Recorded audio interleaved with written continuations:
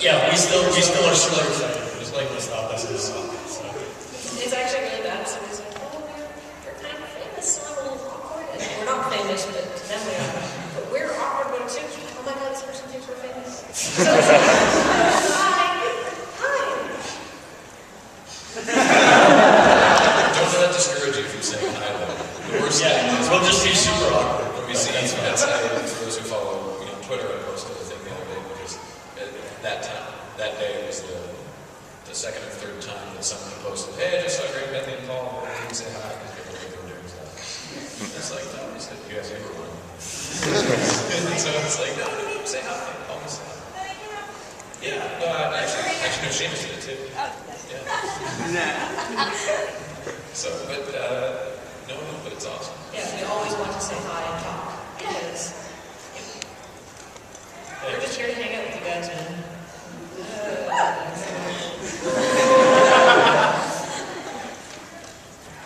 Thanks. I've seen you on my computer. The internet no less. How can you be sure that you're real? Well, this could be also part of some sort of elaborate long con, I guess. I don't know if we can Versus you from the various We don't have the budget to do special effects. So this Yeah, Tim was mostly computer generated for a while. But then we got an actor to play Tim. We just called him Tim. Alex is actually a very complex animatronic operated by cancers. We felt like we could flesh out the crew. I'm two-dimensional. If you were standing over there, Yeah. We only work from one angle. it's like, in like old games where they would use sprites as 3D objects. You turn around, so it's always facing you.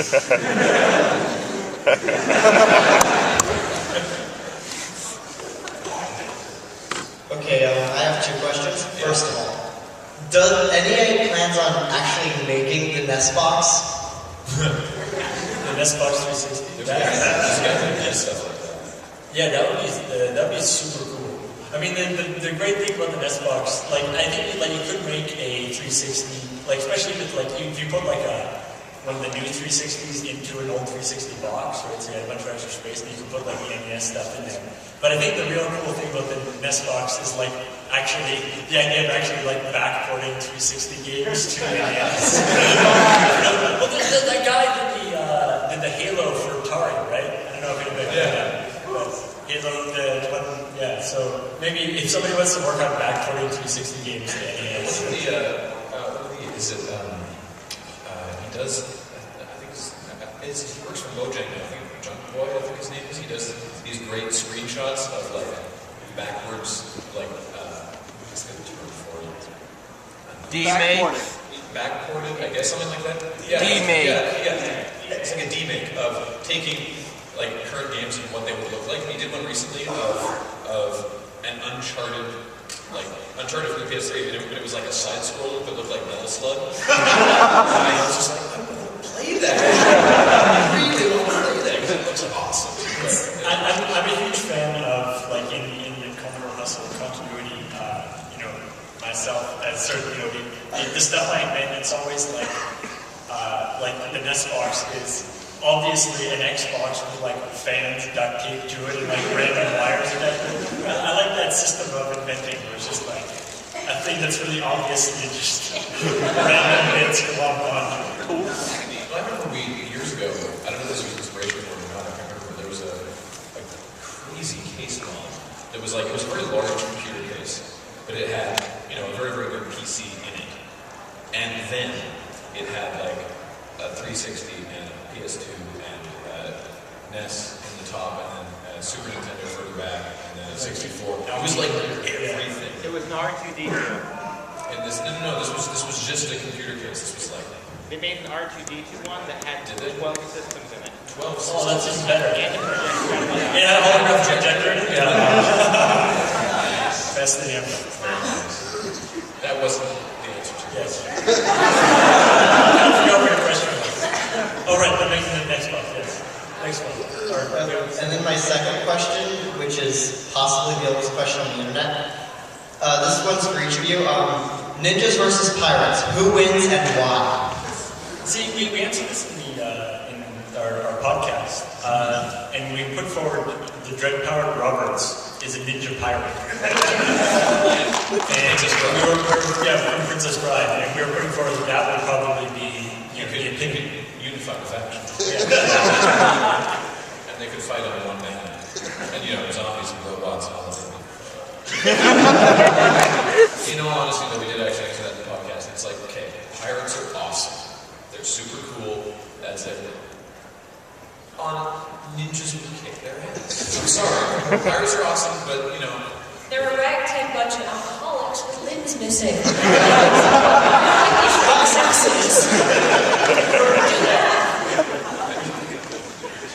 So we're going to go ninjas. But I'm sorry for Go ninjas!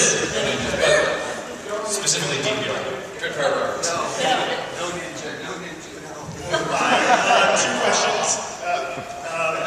First one, I'm from Calgary, and they diverted me through Phoenix to get here. Did they divert you through any weird cities to get to here, or have they ever? We got, Paul and I had one time on Thursday. Victoria, BC, which is the very west coast of Canada. Victoria to Seattle, no problem. Had to kill 2.5 hours in SeaTac. Worst places to kill 2.5 hours. Then we discovered, which we didn't know, that our flight from Seattle to Boston actually stopped in Chicago at O'Hare. And it was going to be like down. Some people leave the plane, we don't. Other people get on and leave. We land, and the announcement comes in. This flight has been delayed in this discovery for an hour and a half. So if you want to get off the plane, please take your stuff with you. Feel free. We're like, yeah, okay, let's get some food or something. So we got off, got some food, and there was being delayed to a 4:30 departure instead of a 3 departure. So we go get food, we come back. It's been delayed to 5. Just because of, apparently it was weather in Boston. Kathleen was already here. Yeah, it was fun. Yeah. And she was like, it's nice out. So it's been delayed to 2 hours. So we're sitting there, and then the person comes on and was like, so it's been delayed because of weather, and we were doing maintenance on the plane while we were waiting for the weather to clear. And we discovered some faulty wiring in the cockpit, so we can't use that plane anymore. Which incidentally means that there was faulty wiring on the plane when we flew in. And so they're like, so that plane doesn't work, so we gotta wait for another plane. So, and then a little while later, she's like, okay, we got another plane, it's gonna come into this gate right beside us. I was informed that gate was broken. So they took the second plane and drove it around to a different gate. We got on and left like 3 hours later. So So the pilot was like, yeah, our window is in like half an hour. And then 15 minutes later, he was like, you know what, we're just gonna go. yeah, it said that the tower had given them a takeoff window of within 45 minutes, and everyone on the plane is like, and then after like 15 minutes, he was like, all right, folks, we're just gonna get going now. We're like, does that mean that we get given, or like, is our pilot going on the road?